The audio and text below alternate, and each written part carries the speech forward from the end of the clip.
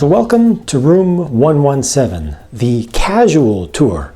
If you haven't seen it by now, you should check out the formal unveiling of this room. It's a fairly short video. And because it's a short video, I wanted to make a long video, something that was more casual. It's not all edited down and everything. That's, actually giving you a better chance to check out what it's actually like to be in this room. That's the main thing that I wanted to do here, was give you more of a feel for this room. Right from the start, I have to apologize in advance for the old hardwood floor here. It does squeak quite a bit, so you're going to hear that in the background. There's nothing I can do about it. Sorry about that. There it goes right now. Room 117. It initially started out as just a place to display my Mega Bloks Halo stuff. And I first started making a room like this over 2.5 years ago. It's probably almost 3 years ago now. It was going to be it was actually in a room probably very, very similar in size to this one. This is a small bedroom. It's like a kid's room or a guest bedroom size of space. The original one that I was setting up, I was doing just like my other layouts, where it was a bunch of tables, just regular rectangular tables in the middle of the room, so you could walk around the edges. And back then I didn't have as much Halo stuff, of course, but I was using these exact Battlescape base pieces, and at that time when I started, I was actually using them to better effect, because I was using the pieces like that fit on top a little bit more frequently and kind of had some nice little flow going to it, had well-defined areas. And I was also using the stands that came with most of those, or at least many of those Battlescape sets. The stands that would allow you to pose things up in the air. So right now I've got my aircraft and spacecraft and stuff up on a ledge, a separate area that goes around this side of the room and also the other side, just a shorter one over there. But the ones that I had at that time were every single one of them, they were all able to be just suspended over or posed over the battlefield. And it looked better in that sense. Right now all I've got going in that way is the Falcon over there in the corner in my little spec ops or covert ops corner. But I had a lot of those going before and had some of them stacked up much higher, so I had a lot of height and such. But that was back then, and I wasn't able to make as much progress on that original version as I would have liked, because the channel was blowing up and I needed to make lots and lots of videos and keep everybody happy and entertained and such. And then last year, more than a year and a half ago, we had to move. And that kind of took us by surprise. It was fairly sudden, and it meant that everything that I had done for my Halo room before had to be packed up and essentially returned to zero, returned to a starting point, to a blank slate. And it took a while to get to the point where I could invest the time into this room here, but I'm glad that I finally was able to. And again, the main purpose here is, beyond squeaking on the floor, is to show off the Mega Bloks stuff. This is not all the Mega Bloks stuff that you have seen in review, of course. If you just look through the playlist, or you're just familiar with what I've done in the past, you will see huge holes, lots and lots of things that I've reviewed that are not shown here. And that's because, as I mentioned in the introduction video, some of them are in storage that I'm just not interested in displaying. Some of them I had so little personal interest in to keep that they just got broken down, turned into parts. And a lot of sets that have been made in the past, especially before I started getting into this stuff myself, because I didn't start until 2013, but a lot of the older sets I just have not gotten at all, because I'm just not interested in them personally, such as the older Warthogs. They just don't look good to me. Some of them, eventually maybe I'll fill in some of the holes and go back and check out some of them. But some of them I'm just not interested in, like the the Halo Wars Gremlin, the Halo Wars 1 Gremlin. You know, that one's still pretty easy to get a hold of because, frankly, it didn't sell very well and it wasn't very expensive, so you can still get those today. New in box and everything, or you can get them, you know, lightly used. And I'm just not interested. You know, this room is, you know, I'm very happy to be able to share it with all of you, finally, to be able to share this collection, not just sitting in boxes and bins like it had been, but mostly this is here for me. This is my little shrine to Halo. So let me get into some of the stuff that's not Mega Bloks sets, construction sets. So first of all, a friend actually cued me into the existence of this big old energy sword when that first came out at GameStop not too long ago. He's like, yeah, we just got in one of these. So I just wanted to let you know. And I was like, when do you guys close? And I was there in a moment. The stand that it's on, the thing that's holding it up, is actually from another energy sword that I had, a titanium coated metal one, a pretty cheap little semi-replica kind of thing, and that other one will eventually be put up in a different place on the wall. But I really like having a nice energy sword up there. A little bit of painting on the walls didn't come out all that great, but I did want to talk a little bit about some of the stuff that folks certainly will be asking about, like how did you get these original sketches for box art. And these are original. These are actually hand drawn. These aren't prints. You can see all the original actual, you know, pen strokes that are in there.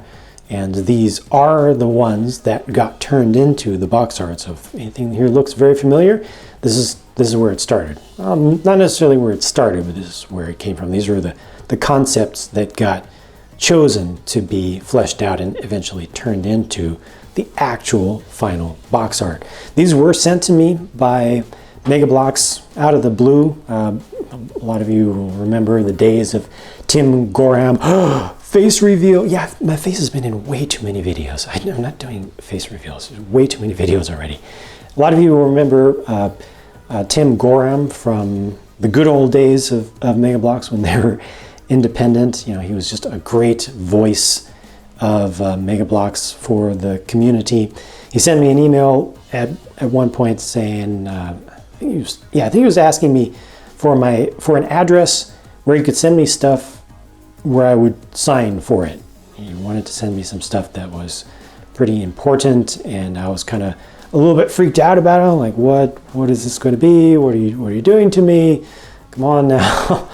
But sent me a care package from the team that included these in there, just as a thank you. It was right around the time when Mattel was coming in and they were going to be taking over everything. And well, since Mattel came in, I've heard very little from Mega Bloks, which is fine. You know, it's a big company now and everything. They have reached out to me a couple of times, you know, offering to send free stuff, and of course I've turned them down and said no, thank you, Mattel, appreciate you guys, but I'm just gonna go at my own now. But I really appreciated the direct connection that Tim had with the community in general, and I really appreciate these gifts that they sent to me, which also include this little guy over here. This was actually made by folks in the modeling department. The EOD, the 2x scale EOD, that's a plastic 3D print right there with some hand finishing and hand painting. That's actually a direct copy of the original model for the original EOD figure that was turned into the little one that's shown there. So they knew that I liked EOD quite a lot, and this was sent along as part of the care package. So I will be forever grateful for that, and I will be forever displaying that, and I'll be taking good care of that. Other things around here, it's just a spare one of these. I got two of them when they came out because I like the package just so much. Tough to open it. It's like one of those Chinese puzzle boxes. Tough to open it with one hand.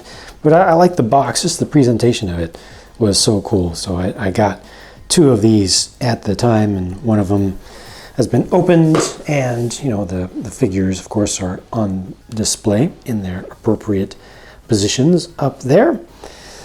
I hope one day to do something more with these little heads, little helmets from Mega Bloks. Some of the micro die-cast stuff, I got some of those to, I was just curious about them, and of course they're very cheap nowadays. If you can find them at, you know, someplace that's not a scalper site, you should be able to find them for quite cheap, because they didn't sell very well. You know, Mega Bloks was trying all sorts of different things. Another thing that they were trying, of course I've reviewed this one recently, but another thing that they were trying was this, and I got this back when I first got into Halo, and before I was even doing the theJANG Bricks channel, not only before I did any Mega Bloks Halo, you know, reviews or anything, but before I did any Lego reviews, except maybe some of the action figure stuff. Maybe I was doing Bionicle by that time, but this, you know, it's a Mega Bloks magnetic constructible action figure. They had a whole line of them going, and I got it just because I was into Halo, and that really ties well into what this is all about. You know, this whole room is about, and now I'm finally able to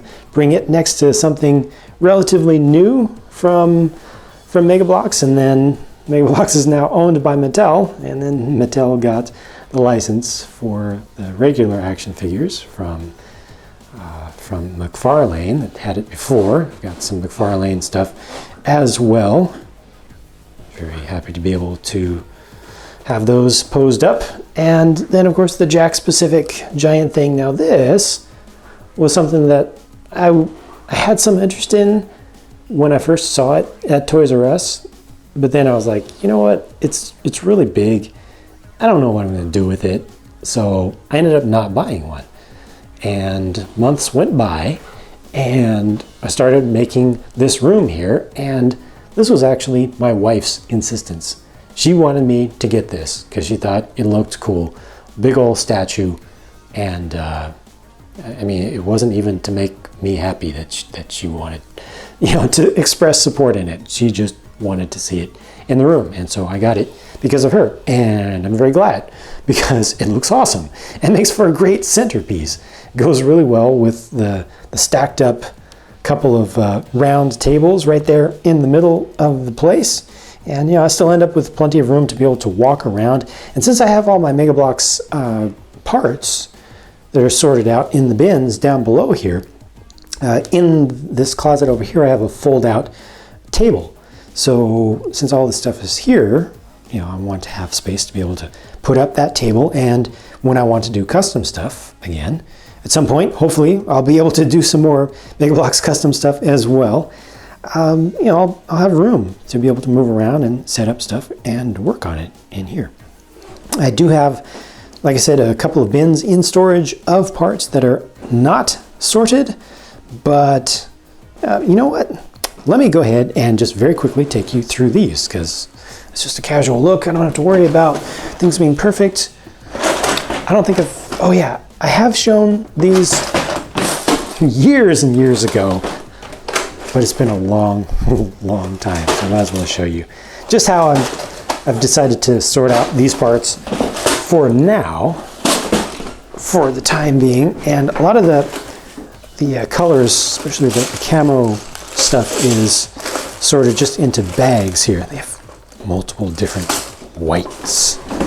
A lot of it's just in bags because, you know, it just takes up less space that way. I have a lot of these extra large drawers, and it just works better to have bags. And if I want to work on something one color at a time, I just take out the bag, empty it into a large, wide open bin, and it makes it easier for me to access all the pieces. Not everything is sorted out by color. It's all one color there. But a lot of things are, especially major pieces, and also with some of the specialized colors like those that you just saw there. Some miscellaneous colored stuff here, more miscellaneous bright colored stuff, and then my lovely, lovely transparent parts, some more just plain clear. A lot of these stand things that went with the battlescapes right here. One of the windows that I had been using. I think more of that stuff, yeah, more of that stuff is in the closet, but more of the windows that I had set aside to use for the front of what was going to be the museum at the time. All these ended up getting their own drawer. So many of them. I had an extra drawer, a bunch of plates, more plates, just black plates. Got to do something with those. Miscellaneous specialized pieces, and then some more sorted out specialized pieces. Things that change direction for you. Hinges, angled direction changers, wheels and tires. I also have a bag in storage of some bigger wheels and tires. Printed pieces, as well as unused sticker sheets. I did get the stickers finally after all these months and months. Probably been a couple years by now, for the broadsword. When I did the broadsword review, I was like, hey, they have so many options for what can be put on the tail, and I left it up to viewers like you. I said, tell me what to put on the tail. And some of you said put this on there. Some of you said put the sword on there. So I did both. I did one of each, since they're two vertical, semi-vertical stabilizer surfaces. Finally, I was able to put those on and fulfill you guys' requests on that. Better late than never, right? Hopefully. Where did I leave off over here? These are like supports and grating pieces. I want to use a lot of this to build up this space more, to make it look more three-dimensional, more lived in, if you will. These as well. And some of these are kind of duplicated with ones from the past. Drawer up above, some bigger pieces, and then figures. I put up 100, just over 100, I think it was 102 individual figures here, including some that are actually, in some of the vehicles, in some of the craft. I need to put in even more still.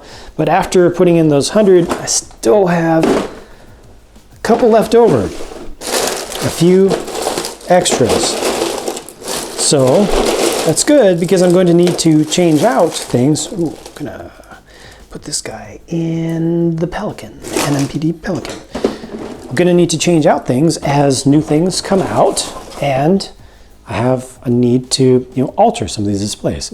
It's a museum. For me, it's a museum for the little figures, and it's gonna work just like that, where some exhibits will be put away and new exhibits will be brought in. There's actually space here, believe it or not. There's actually space to add in some more decent sized sets. I've just kind of, spaced out what is here pretty widely to make sure it looks busy and well used, but I will eventually have to start taking some stuff away. More figures, figure stands and some flags and things. This is all figure parts, so things that I've robbed from, plus extras from armor sets and such. All of these, a whole collection of those. I think there are only 2, maybe 3 different types of those, but a ton of those from all the sets that I've bought over the past couple of years. Weapons. This is the Halo weapons, except for these. Those are the better, more special weapons, ones that are painted, have paint applications and such. And then terrain pieces. I've used up a bunch of these. This was filled to the brim. It was very difficult to get that to close for some time, but I've used up a bunch of those. And then Call of Duty, got an extra one of these just to get heads, to use Call of Duty heads for the patrons, for the visitors. And then this is miscellaneous Mega Bloks stuff from different themes. I've also used some heads from those to make things like these guys here. Just regular patrons. So a lot of the patrons use parts from multiple themes. Some of them use parts from Terminator. Some of them use parts from Assassin's Creed. You'll see a lot of Terminator throughout here. A little bit of World of Warcraft stuff has made it into the display in a few places. Some of the heads. Lots and lots of Call of Duty. Lots and lots of Call of Duty heads used throughout here. One Teenage Mutant Ninja Turtles head. And to make better use of that one, since I took her head, and I also had the body, and it's difficult to get female figures, and I want to have some in here. So the body is back there, and I just put an Assassin's Creed head on it. So that's a guy's head, but the hair is in a ponytail. It kind of looks like it could be a woman. So from here, it looks perfectly feminine. But from the other side, it's a very square-jawed dude. And yeah, just don't turn it around. But lots and lots of miscellaneous and mixed up dudes. Oh yeah, also a little bit of Star Trek. I think you've probably seen that before I even pointed it out. A little bit of Star Trek is mixed in here, but yeah, I wanted to make it look like these were military folk who are just off duty or just on leave, and they like to see this stuff just like you and I like to see this stuff. They like to see this stuff as well. It's a time of peace when we're looking at this, and yeah, they enjoy the technology just like we do. They enjoy the sights. Some of them enjoy the memories. Some of them don't enjoy the memories, but they keep the memories alive, and that's just how I've set it up to work for me.